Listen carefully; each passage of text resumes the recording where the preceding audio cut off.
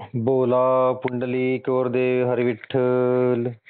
श्री ज्ञानदेव तुकाराम.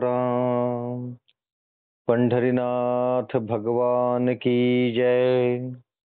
माऊली ज्ञानेश्वर महाराज की जय.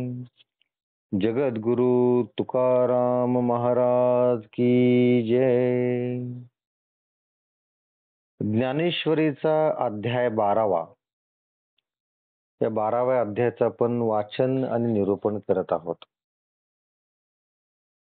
5 भाग झालेले आहेत. आज आपण 6वा भाग बघणार आहोत. 124 ओव्या या 12व्या अध्यायातल्या झालेल्या आहेत.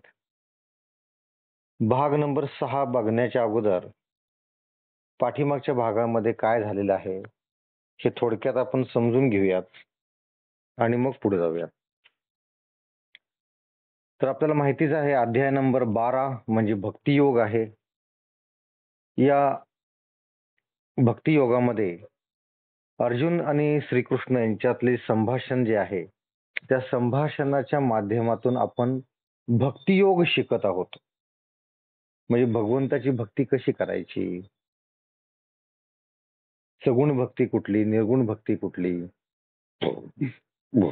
कुठली भक्ती श्रेष्ठ आहे, कुठल्या भक्तीच्या मार्गाने मोक्ष लवकर मिळतो, त्रास कमी होतो, वगैरे वगैरे आपण सगळं यात पाहत आहोत. तर जसं सगुण भक्ती म्हणजे काय की श्रीकृष्णाची भक्ती. सगुण भक्ती म्हणजे काय, कृष्ण रूपाची भक्ती. सगुण भक्ती म्हणजे काय की भगवंताचं नामस्मरण करायचं. कसं तर चित्त स्थिर ठेवून नित्ययुक्त होऊन उत्कृष्ट श्रद्धेने हा भक्तियोग स्थापित होतो. यात महत्वाचं काय, चित्त स्थिर पाहिजे आणि नित्ययुग रोज आणि उत्कृष्ट श्रद्धेनं. या एवढ्या 3 गोष्टी केल्या की तुमची भक्तियोग तुम्हाला होतो. आता दुसरा मार्ग भगवंताच्या प्राप्तीचा म्हणजे त्याला निर्गुण भक्ती म्हणतात. निर्गुण भक्ती म्हणजे जे विश्वरूप आहे, जे निर्गुण आहे, निराकार आहे, कणाकणात वसलेला आहे, विशाल आहे, विराट आहे, त्याला आकार नाहीये, निराकार म्हणतात त्याला. असं जे रूप आहे त्याची भक्ती. त्याची भक्ती कशी करायची, तर त्याची भक्ती ही कुंडलिनी जागृत करून ती भक्ती केली जाते. मग ते जंगलात जायचं, आसन लावायचं, योगासनामध्ये बसायचं आणि कुंडलिनी जागृत करायची. आता तिथे एकटं बसावं लागतं, तपश्चर्या करावं लागते, ऊन वारा पाऊस याची तमानं बाळगता बसावं लागतं. तिथं कोणीही नसतं, मित्र नाही, कोणीही नाही. मग झाडाशी मैत्री करावं लागते. आणि किती जरी त्रास झाला तरी त्या योगासनामधून उठायचं नाही. म्हणजे अतिशय त्रासिक असा तो मार्ग आहे. तर भगवंत अर्जुनाला समजून सांगताना असं म्हणतात की एवढं कठीण करण्यापेक्षा तू साधं सरळ सोपी असा भक्ती मार्ग, त्या भक्ती मार्गाला तू लाग असं म्हणून सांगतात. आता भक्ती मार्ग म्हणजे नेमकं काय आहे, कशा पद्धतीने भक्ती करायची, कशी भक्ती करायची, तर ते सुद्धा इथं भगवंतांनी सांगितलेलं आहे. तर सुरुवातीलाच सांगताना भगवंत काय म्हणतात की तू तुझी कर्म मला अर्पण कर. कर्म मला अर्पण कर. आणि कर्म अर्पण केल्यानंतर कायिक, वाचिक आणि मानसिक अशा प्रकारची सगळी जी कर्म आहेत ती कर्म तू मला अर्पण कर. आणि मग अनन्य भावाने आपला जीव मन व शरीर मला अर्पण कर असं भगवंत सांगतात. आता समजा हे जमत नसेल, कर्म अर्पण कर म्हणून सांगतात आणि नंतर काय सांगतात की मन व बुद्धी हे निश्चयाने माझ्या स्वरूपाच्या ठिकाणी ठेव. मन व बुद्धी हे दोन्ही माझ्या ठिकाणी ठेव असं म्हणून सांगतात. आता समजा हे कुणाला जमत नसेल, मन व बुद्धी ठेवून कायम भगवंताची आराधना करायला जर कुणाला जमत नसेल, तर भगवंत म्हणतात की ठीक आहे. काय म्हणतात बघा भगवंत, जर मन व बुद्धी यासही तू आपले चित्त माझ्या ठिकाणी पूर्णपणे अर्पण करण्यास समर्थ नसशील, तर असे कर की या 8 प्रहरांमध्ये एक क्षणभर तरी मन व बुद्धी यांना माझ्याकडे लाव. समजा मन व बुद्धी कायमची तुला जर भगवंताच्या ठायी ठेवता येत नसेल, ठीक आहे. 8 प्रहरामध्ये दिवसातून एक क्षण तरी तू भगवंतासाठी काढू शकतोस. तर तेवढा एक क्षण तरी तू भगवंतासाठी मन व बुद्धी भगवंताकडे लाव. मग काय होईल की त्यावेळी तुझ्या मनाला माझ्या समागम सुखाचा अनुभव येईल आणि तेवढ्या वेळेला तुझ्या मनातून विषयाची अरुची उत्पन्न होईल. विषयापासून तू हळूहळू दूर होत जाशील आणि मग तुझे चित्त माझ्यामध्ये गुंतेल आणि प्रपंचातून बाहेर निघेल. भक्ती मार्गात आपण कसं हळूहळू लागू शकतो ते इथे सांगितलेलं आहे की तुम्हाला मन आणि बुद्धी भगवंताच्या ठिकाणी लावायची आहे. समजा तेवढा वेळ नाहीये, दिवसभर काम असतं, काय असतं, ठीक आहे, त्यामुळे भगवंताची आठवण होत नाही, काय हरकत नाहीये. पण 8 प्रहरामध्ये एक क्षण तरी तुम्हाला मिळेल की ज्यावेळेस तुम्ही तुमचं मनानं, चित्तानं, बुद्धीनं तुम्ही तुमचं पूर्ण लक्ष तुम्ही भगवंताला देऊ शकता. एक क्षण तरी देऊ शकता. तर तेवढा जरी दिला तरी तेवढ्या वेळात तुम्हाला भगवंताच्या बरोबर समागम सुखाचा अनुभव येईल आणि विषयाची अरुची निर्माण होईल आणि तुम्ही प्रपंचातून हळूहळू बाहेर निघाल. ठीक आहे. आणि असं जर तुम्ही नेहमी करत राहिला, तर जसा चंद्र पौर्णिमेपासून एक कलेकलेनं कमी कमी होत जातो, तसतसं तुमच्या मनातून विषयाची निवृत्ती होत जाईल आणि तुम्ही भगवंताशी एकरूप होऊन जाचाल, मद्रूप होऊन जाचाल. तर याला अभ्यास योग म्हटलेला आहे. या सगळ्या कृतीला अभ्यास योग म्हटलंय. म्हणजे रोज ती गोष्ट करायची म्हणजे अभ्यास योग. आणि अभ्यास योगानं काय होतं की अभ्यास योगाने अशी कुठलीही अंतरिक्षात गोष्ट नाही की जी तुम्हाला साध्य होत नाही. अभ्यास योगाच्या बळाने कोणतेही कोणी अंतरिक्षात फिरतात, कोणी वाघ सर्प यांना देखील निवर करतात, त्यांच्यावर कंट्रोल निर्माण करतात. एवढं अभ्यास योगाची महती आहे. आणि जे अवघडातले अवघड विषय सुद्धा पचनी पडतात. समुद्रावरही पायवाट होते, म्हणजे समुद्रावर सुद्धा चालता येऊ शकतं आणि अभ्यास योगाने वेदासही हस्तगत करून घेता येतं. म्हणून अभ्यास योगाने तू मला येऊन मिळ म्हणजे मद्रूप हो, असं भगवंत सांगतात. आता समजा काही लोकांना हे सुद्धा जमत नाही, दिवसातून एक क्षण सुद्धा काढायला जमतच नाहीये, वेळच नाहीये. बघा भगवंताने भक्ती किती सोपी सोपी सोपी सोपी करत गेलेली आहे बघा. सुरुवातीला काय सांगितलं, कर्म मला अर्पण कर. नंतर काय सांगितलं, बुद्धी आणि चित्त मला अर्पण कर. पण काही लोकांना वेळ नसतं, मग काय म्हणतात भगवंत, ठीक आहे 8 प्रहरातून एक क्षण तरी काढशील, तेही शक्य नाही. समजा ते सुद्धा शक्य नाही कोणाला, तर मग काय, जी तू कर्मे करशील ना ते तू मला उद्देशून कर. जे काय तू तुझ्या दैनंदिन जीवनामध्ये जे काय तू कर्मे करतोयस ना, ती फक्त मला उद्देशून कर बस. तरी सुद्धा तुला मोक्ष प्राप्ती होऊ शकते. बघा, अजून सोपं केलेलं आहे. याच्यापेक्षा सोपं काय करणार भक्ती? याच्यापेक्षा सोपी कसं काय भक्ती असेल? तर भगवंत काय म्हणतात, की जर तुला दिवसातून एक क्षण सुद्धा काढणं शक्य नसेल, काही कारणाने तुला अभ्यास करणं शक्य नाहीये, तुझ्या अंगात शक्ती नाहीये, तर तू तुझ्या आचरणाचा जो क्रम आहे, तो तसाच चालत ठेव. जो तुझा आचरणाचा क्रम आहे, दिनक्रम आहे, दैनंदिनी आहे, नित्यक्रम आहे, ते तसाच चालू ठेव. इंद्रियांना कोंडू नकोस. इंद्रियांना सुद्धा कोंडू नकोस. उपभोग कमी करू नकोस. उपभोग सुद्धा तुझं जे जीवनात चालू आहे ते चालू देत. आणि आपल्या स्वतःच्या जातीचा अभिमान सुद्धा सोडू नकोस. कुळधर्म सोडू नकोस. कुळाचार सोडू नकोस. जी कर्मे फक्त काय कर, जी कर्मे करणे योग्य असतील ती कर व जी अयोग्य असतील ती करू नकोस. जी कर्मे जी आहेत, जी योग्य ती कर, जी अयोग्य ती करू नकोस. कर्मे म्हणजे जी जी धर्मानं अनुसरून दिलेली जी कर्मे असतात, धर्मकर्मे जे असतात ती. तेवढी कर्मे कर आणि जी अयोग्य कर्मे ती करू नको. आणि याप्रमाणे सुखाने वागण्यास तुला मोकळीक आहे. तू निवांत तू सुखानं वाग. फक्त काय तुझी कर्मे कर, अयोग्य कर्म करू नकोस.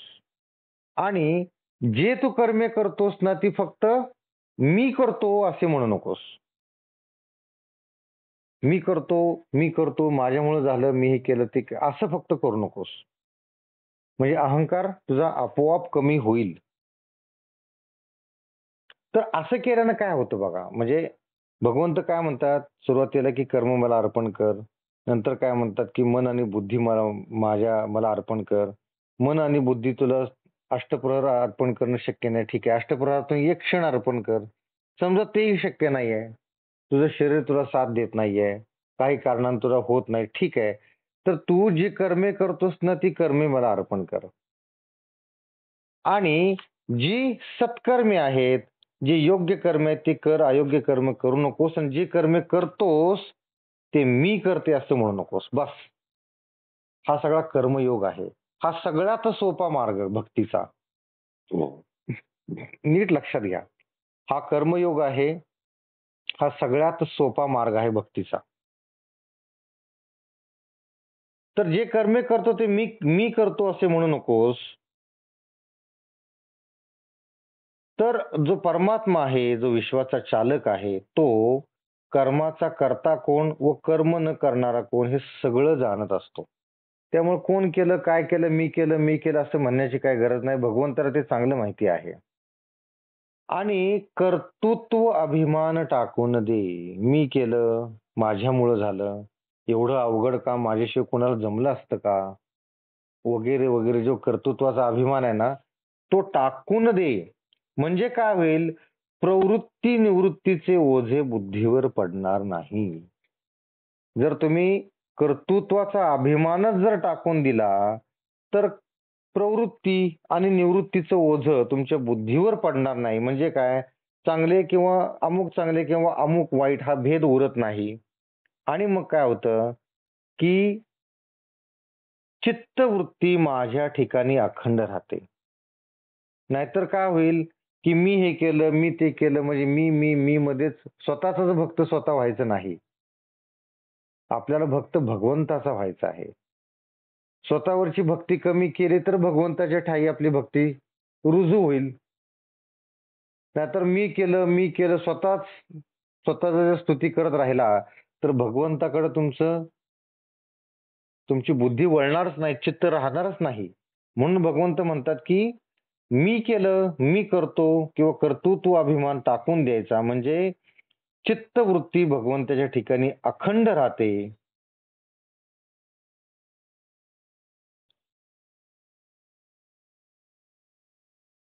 आणि मग शरीर त्यागानंतर तू मद पदालाच येशील. म्हणजे तू मद्रूप होऊन जाशील असं भगवंत म्हणतात. इथपर्यंत आपण काल पाहिलं होतं. आज भाग नंबर 6 श्लोक नंबर 11 त्याचा आपण श्लोकार्थ वाचूयात. आता हेही करण्यास जर तू असमर्थ असलास तर मनाचा संयम कर आणि अनन्य भावे करून मला शरण येऊन सर्व कर्माचा फलांचा त्याग कर. अजून सोपं केले भगवंतानी. पहिल्यांदा काय सांगितलं? कर्मे अर्पण कर, मन आणि बुद्धी आणि चित्त मला अर्पण कर. समजा ते शक्य नाही तर दिवसातून 8 प्रहरातून एक क्षण फक्त माझी आठवण काढ, मन आणि बुद्धी चित्त मला अर्पण कर. समजा तेही शक्य नाही तुला, तर भगवंतांनी त्याही पेक्षा सोपं करून सांगितलं, जे तू कर्मे करतोस ती मला उद्देशून कर. तू जी कर्मे करतोस ती मला उद्देशून कर आणि तुझी जी कर्मे आहेत ती कर, अयोग्य कर्मे करू नकोस. आणि जी कर्मे करतोस ती मी करतो असं म्हणू नकोस. बस. म्हणजे कर्माभिमान सोडून दे.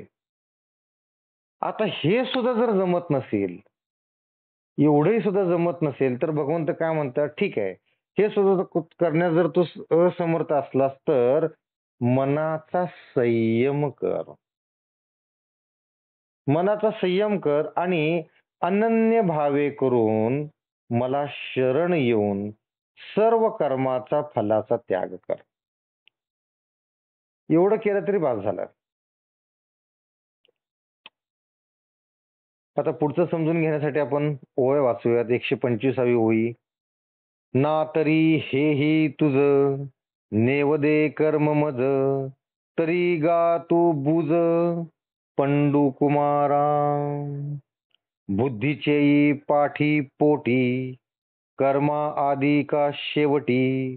माते बांधणे किरीटी, दुवाड जरी. तरी हेही असो, सांडी माझा अतिसो. परी संयतीसी वसो, बुद्धी तुझी. आणि जेणे जेणे वेळे, घडती कर्मे सकळे. तयांची तिये फळे, त्याजी तू जाय. वृक्ष का वेली, लोटती फळे आली. तैसे सांडी निपजली, कर्मे सिद्धे. परी माते मनी धरावे, का मज उद्देशे करावे.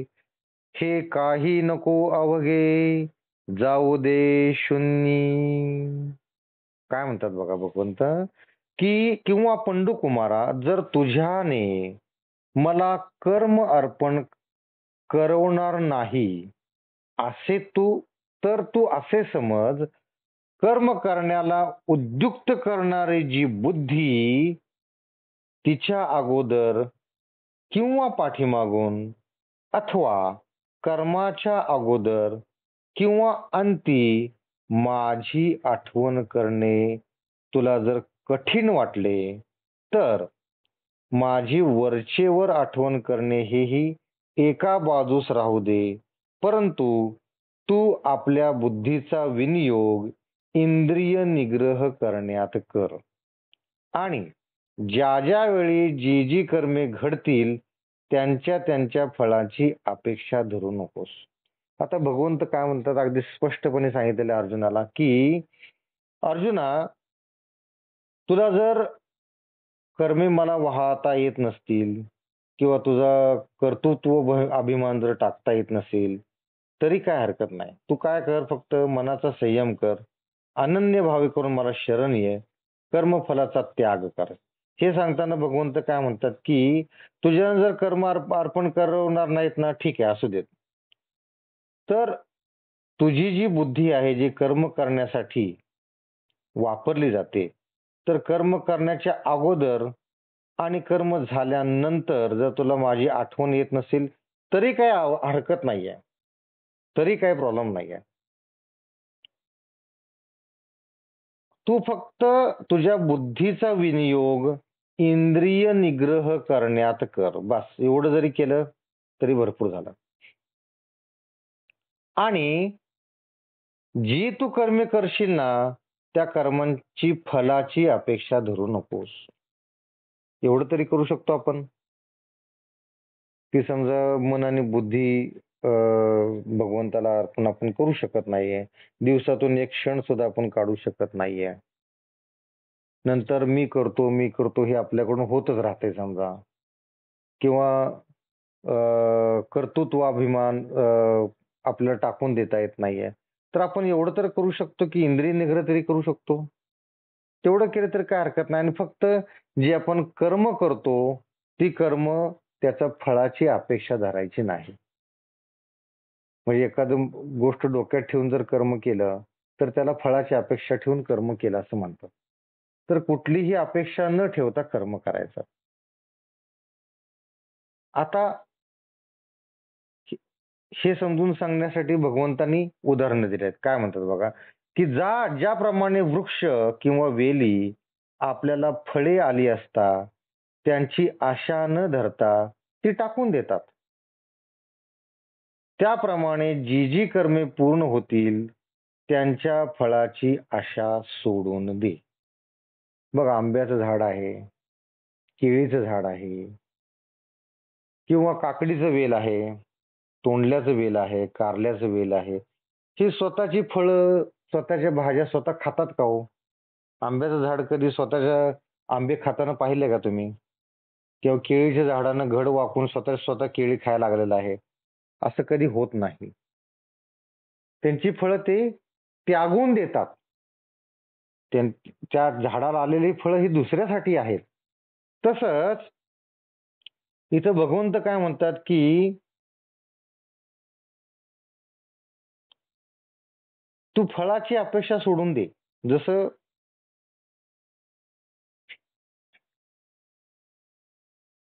परंतु मला मनात आठवून किंवा मला उद्देशून कोणतीही कर्मे करावी, ही खटपट न करता सर्व निष्फळ होऊ देत. जी काही तू कर्मे करतोस ना, ती मला आठवून किंवा मला उद्देशून कोणतीही कर्म करावी, ही खटपट न करता ती निष्फळ होऊ देत. मनानं जे काही आपोआप होते ते होऊ देत, असं भगवंत सांगतात. आता यासाठी काही उदाहरणं आहेत, ते आपण समजून घेऊयात. खडकी जैसे वर्षिले का आगी माझी पेरिले कर्म मानी देखिले स्वप्न जैसे. म्हणजे काय, ज्याप्रमाणे खडकावर पाऊस पडला असता किंवा अग्नीत बी पेरले असता ते निष्फळ होते. खडकावर पाऊस पडून त्याचा काय उपयोग, तिथं काय झाड थोडी येणार आहे, येऊ शकत नाही. किंवा अग्नीत जर बी आपण पेरलं तर ते जळून जाणार आहे, त्यापासून थोडी झाड येणार आहे. त्याप्रमाणे जे कर्म तू करशील ते स्वप्नवत मान. कर्म करायचं सोडून द्यायचं, पाठीमागं वळून बघायचंच नाही.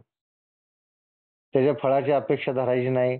मी केलं म्हणायचं नाही, काय नाही काय नाही. कर्म करायचं, कर्म कर्तृत्व समजून करायचं सोडून द्यायचं, असं सांगितलं इथं भगवंताने. आगा आत्मजेच्या विशी जीव जैसा निर्भिलाषी तैसा कर्मी अवेशी निष्कामू होई.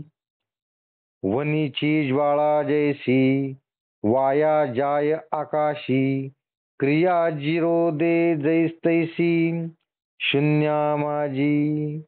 अर्जुना हा फल त्यागू आवडे किर असलगू परी योगा माझी योगू धुरेचा हा. येणे फल त्यागे सांडे ते ते कर्म न विरुढे एकची वेळी वेळू झाडे वांझे जैसे तैसे येणेची शरीरे शरीरा येणे सरे किंबहुना एर झारे चीर पडे.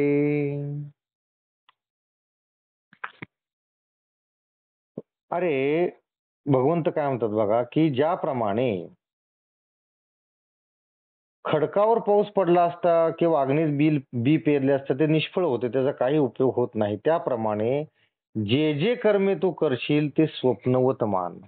हा उपदेश आहे श्रीकृष्णाने अर्जुनास केलेला. ठीक आहे.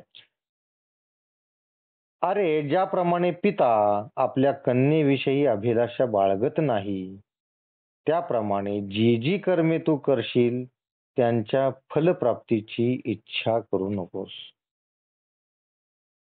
पिता आपल्या कन्येकडून काही अपेक्षा ठेवतो का? तिला लाडाकोडात वाढवतो, तिला काय हवं नको बघतो. आणि ती उपवर झाली की तिचं लग्न करून तिला सासरी पाठवून देतो. एकदा सासरी पाठवून दिले की ती कन्या येईल, आपली सेवा करेल, आपल्या म्हातारपणाची काठी होईल, अशी काही अपेक्षा त्याला नसते. अपेक्षा कोणाकडून असते? पुत्राकडून असते, मुलाकडून असते. ते मूल आपली म्हातारपणाची काठी होईल, आपलं आजारपण बघेल, आपल्याला काय हवं नको ते बघेल, आपली काळजी घेईल, रोज सकाळी आपलं दर्शन घेईल, नमस्कार करेल, काही अवघड समस्या असेल तर येऊन आपल्याशी चर्चा करेल आणि आपला जो काही उपदेश असेल तो घेईल. म्हणजे ही सगळ्या अपेक्षा कुणाकडून असतात? मुलाकडून असतात, मुलीकडून नसतात. पण सध्या उलट झालेलं आहे, मुलंच आई वडिलांना बघत नाहीयेत आणि मुली मात्र सासरहून येऊन स्वतःच्या नवऱ्याला घेऊन येऊन आई व वडिलांची सेवा करतात. सध्या असं घडत आहे आणि मुलं मात्र आई वडिलांच्याकडे दुर्लक्ष करत आहेत. हीच पापाची सुरुवात आहे. हा विचारच म्हणजे पापाची सुरुवात आहे.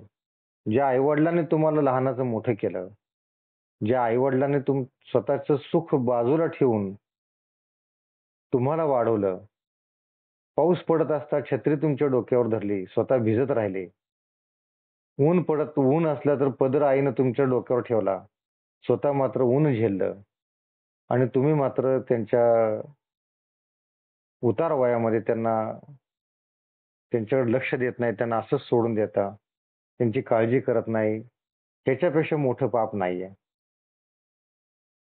तर इथे तेच सांगितलेलं आहे की भगवंत काय म्हणतात की पिता आपल्या कन्येकडून कुठलीही अभिलाषा बाळगत नाही.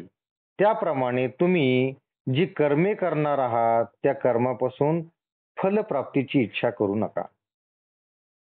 अजून एक उदाहरण देते की ज्याप्रमाणे अग्नीची ज्वाला आकाशात व्यर्थ जाते, किती मोठा अग्नी लागला, मोठा वणवा पेटला, त्याच्या त्याच्या ज्वाला आकाशात जातात आणि ते व्यर्थ जातात. तिथं काय काय शेजारी ठेवले का काय किंवा भात उकडायला ठेवलाय असं काही नाही, ते व्यर्थ जातात. त्याप्रमाणे कर्मापासून उत्पन्न होणारी फळे व्यर्थ जाऊ देत. कर्मापासून जी काही फळे उत्पन्न होतात ते व्यर्थ जाऊ देत, त्याची अपेक्षा ठेवायची नाही. कर्म केल्यानंतर आपल्याला काहीतरी फळ मिळेल असं मनात इच्छाच धरायची नाही. जे कर्म करायचं कर्म करून सोडून द्यायचं, काय होईल ते होऊ देत, ते भगवंत बघून घेईल. अर्जुना, कर्मे करून त्यांच्या फळाची इच्छा न करणे हा जरी सामान्य मार्ग वाटत आहे तरी सर्व योगात श्रेष्ठ योग आहे. बघा, हा जो कर्मफलाचा जो योग आहे, कर्माचा जो योग आहे, हा सगळ्यात श्रेष्ठ योग आहे. लक्षात घ्या, अतिशय सगळ्यात श्रेष्ठ योग आहे. या योगाने तुम्ही भगवंताची प्राप्ती आरामात करून घेऊ शकता. याप्रमाणे कर्मे करून त्यांचा फलत्याग केला म्हणजे ती कर्मे पुनर्जन्मास कारणीभूत होत नाहीत. आपण मागे पाहिलेलं आहे की मनुष्य जन्म पुन्हा जन्म का घ्यावा लागतो? तर पाठीमागच्या जन्मात केलेले जे कर्म आहेत, सत्कर्म असो किंवा दुष्कर्म असो, ती कर्मे फेडण्यासाठी दुसरा जन्म घ्यावा लागतो. म्हणजे सत्कर्म केलं तर त्या सत्कर्माच्या बदल्यामध्ये तुम्हाला जे पुण्य मिळतं ते पुण्य उपभोगणार तुम्ही कधी? त्यासाठी दुसरा जन्म घ्यावा लागतो. किंवा तुम्ही दुष्कर्म केले असतील तर त्या दुष्कर्म जे पाप केले ते पाप फेडणार कधी तुम्ही?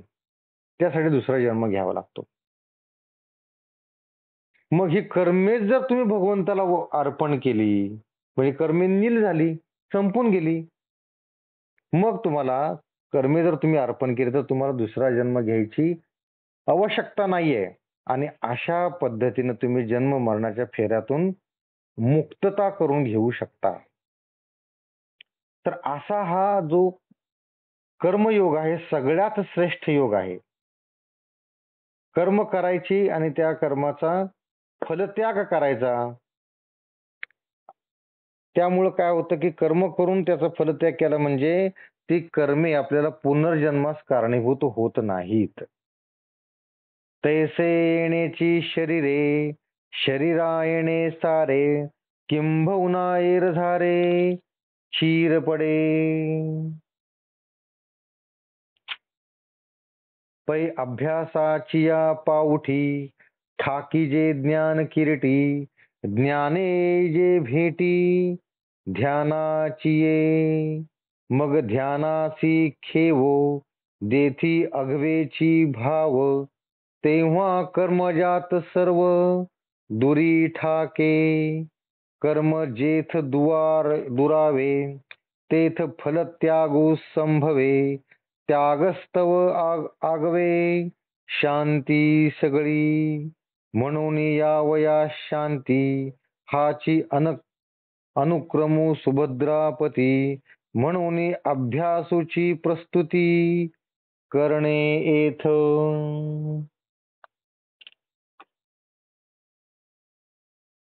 तसे या देहाने पुन्हा पुन्हा देह धारण करणे संपते किंबहुना जन्म मरणाच्या फेऱ्यातून मुक्तता होते. कशी? आपण कर्मत्याग केला म्हणजे कर्माच्या फलाचा जर त्याग केला तर ती कर्मे पुनर्जन्मास कारणीभूत होत नाहीत. याप्रमाणे कर्मे करून फलत्याग केला म्हणजे ती कर्मे पुनर्जन्मास कारणीभूत होत नाहीत. कसं? की जसे वेळूचे झाड एक वेळ व्याले म्हणजे पुन्हा वीत नाही, तसे या देहाने याच जन्मी पुन्हा देह धारण करणे संपते किंबहुना जन्म मरणाच्या फेऱ्यातून मुक्तता होतो. वेळूचं झाड म्हणजे काय? बांबू. बांबू व्यातो म्हणजे काय? त्याला पिल्लं होतात का? नाही. बांबू व्यातो म्हणजे त्याला फुलं येतात. ही फुलं 7 वर्षांनी एकदा येत असतात. बांबूला फुलं 7 वर्षातून एकदा येतात आणि एकदा बांबूला फुल आलं की परत बांबूला त्याच्या आयुष्यामध्ये फुल येत नाही. फुलं येऊन गेले की बांबू वाळून जातो, म्हणजे त्याचं आयुष्य संपतं. तर इथं तेच सांगितलेलं आहे की जसे वेळूचे झाड एक वेळ व्याले म्हणजे पुनर्वीत नाही, परत पुन्हा त्याची वीत होत नाही, पुन्हा तो फुलं देऊ शकत नाही. आणि जंगलामध्ये जे वणवे लागतात ना, त्याला कारण हे व्यालेले बांबूच असतात. हे व्यालेले बांबू, जे हिरवे बांबू असतात ते व्याले एकदा त्याला फुलं आली की तो बांबू मरतो, मग तो वाळून जातो. असा वाळलेला बांबू वाऱ्यानं एकमेकावर घासून घासून घासून गरम गरम गरम गरम होतो. एकदम गरम होऊन त्यातून धूर निघायला लागतो. धुराला वारा लागतो. वारा लागला की तिथं थोडासा अग्नी प्रदीप्त होतो. परत घासून घासून वारा लागून त्यातून जाळ निर्माण होतो. जाळाला दुसरी फांदी लागते आणि अशा अनेक फांद्यांना आग लागते आणि तो वणवा पेटतो. ही नैसर्गिक प्रक्रिया आहे. जंगलामध्ये जे वणवे पेटतात त्याला कारणीभूत हे बांबू आहेत. तर जसं एकदा वेळूचे झाड व्याले ते त्याला पुन्हा वीत नाही, तसे या देहाने याच जन्मी पुन्हा देह धारण करणे संपते. कारण आपण कर्मेच भगवंताला अर्पण केलेले आहेत, कर्माचा फलत्याग केलेला आहे आणि अशा पद्धतीने आपण जीवन मरणाच्या फेऱ्यातून आपली मुक्तता होते. परंतु अर्जुना, अभ्यासाच्या योगाने ज्ञान प्राप्त होते. आता हे नीट लक्षात घ्या. आता भगवंतांनी काय सांगितलं? पहिल्यांदा की तू कर्मे मला अर्पण कर. नंतर काय सांगितलं? चित्त आणि बुद्धी मला अर्पण कर. तेवढं शक्य नसेल तर 8 प्रहरातून एकदा तरी मन आणि बुद्धी मला अर्पण कर. तेवढंही समजा शक्य नाहीये तुला, म्हणजे 8 प्रहरातून तुला एकदाही मन आणि बुद्धी मला देण्यास जर शक्य नाहीये, तर तू तुझी कर्मे मला अर्पण कर. जे कर्मे करणार ते माझ्या उद्देशाने कर, असं सांगितलेलं आहे. त्यानं काय होतं की कर्म जर भगवंताला अर्पण केली तर कर्माचा दोष राहत नाही. दोष नाही राहिला तर पुन्हा जन्म घेण्याची आपल्यावर पाळी येत नाही आणि अशा रीतीने आपण जन्म मरणाच्या फेऱ्यातून आपली मुक्तता होते. आता भगवंताने हे सोपं सोपं सोपं सोपं केलेलं आहे. याचा अर्थ असा नाही की अभ्यासच करायचा नाहीये. भगवंताने पाठीमागे सांगितलंय की दिवसातून एकदा जरी तू माझी आठवण केलीस आणि असं जर रोज करत राहिला याला अभ्यास योग म्हणतात. तर हळूहळू हळूहळू तुझ्या संसारातून तुझं लक्ष उडतं आणि सगळं लक्ष भगवंताच्या ठायी लागतं आणि अशा रीतीने तुला मोक्ष प्राप्ती होते. तर इथे तेच सांगितलेलं आहे की अर्जुना अभ्यासाच्या योगाने काय होतं, ज्ञान प्राप्ती होते. आपण रोज जर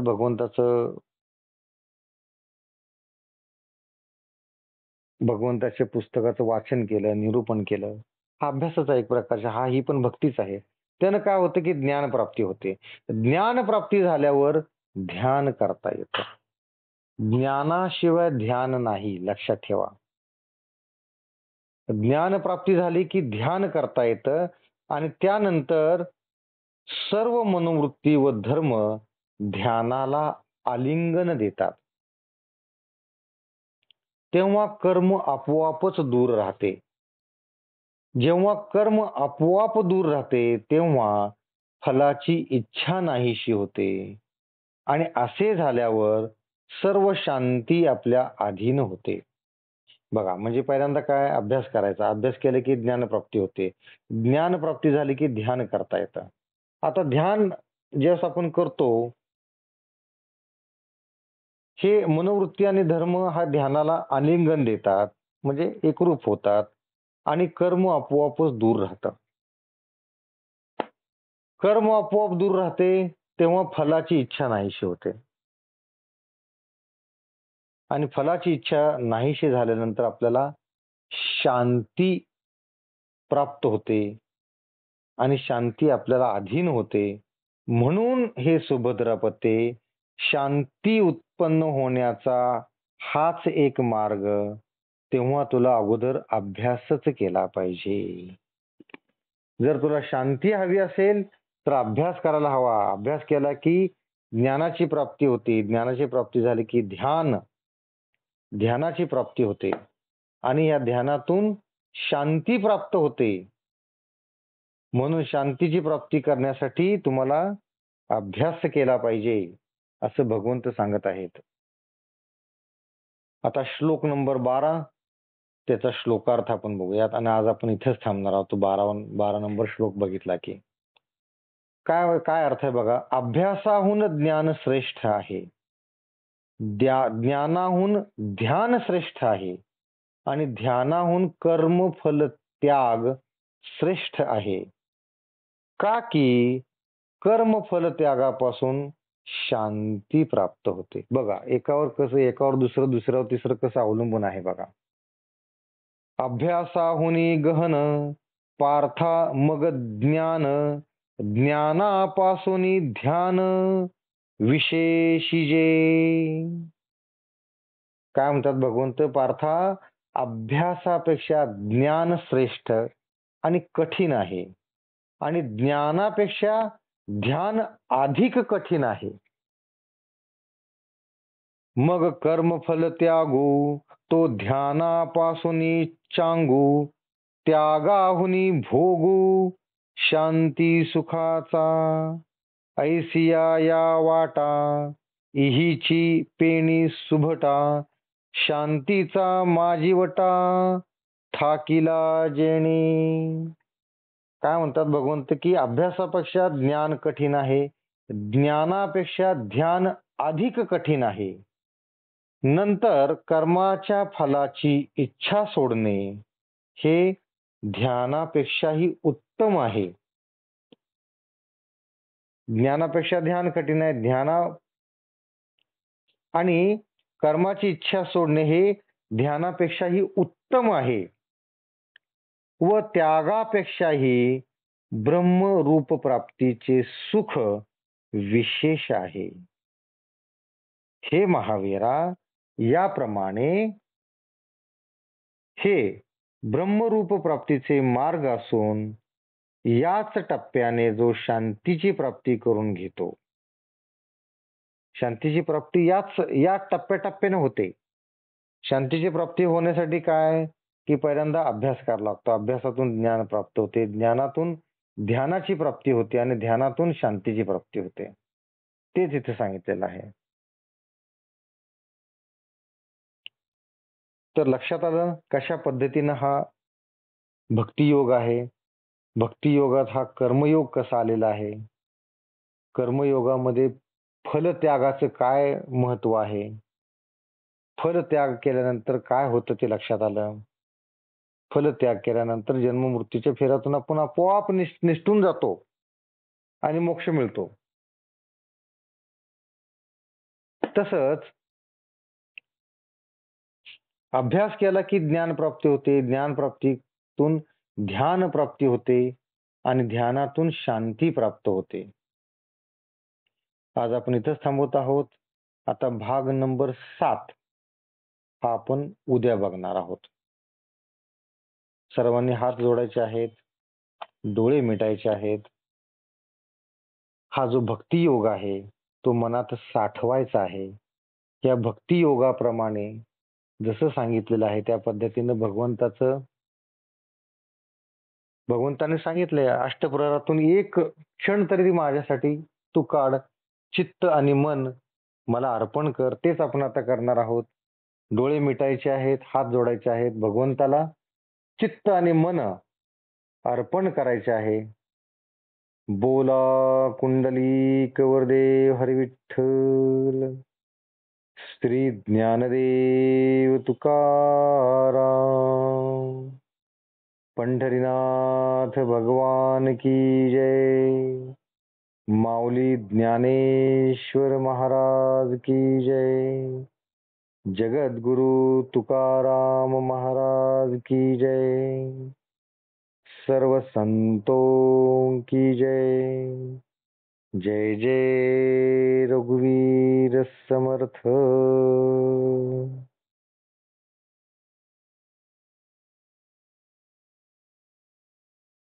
राम कृष्ण हरी.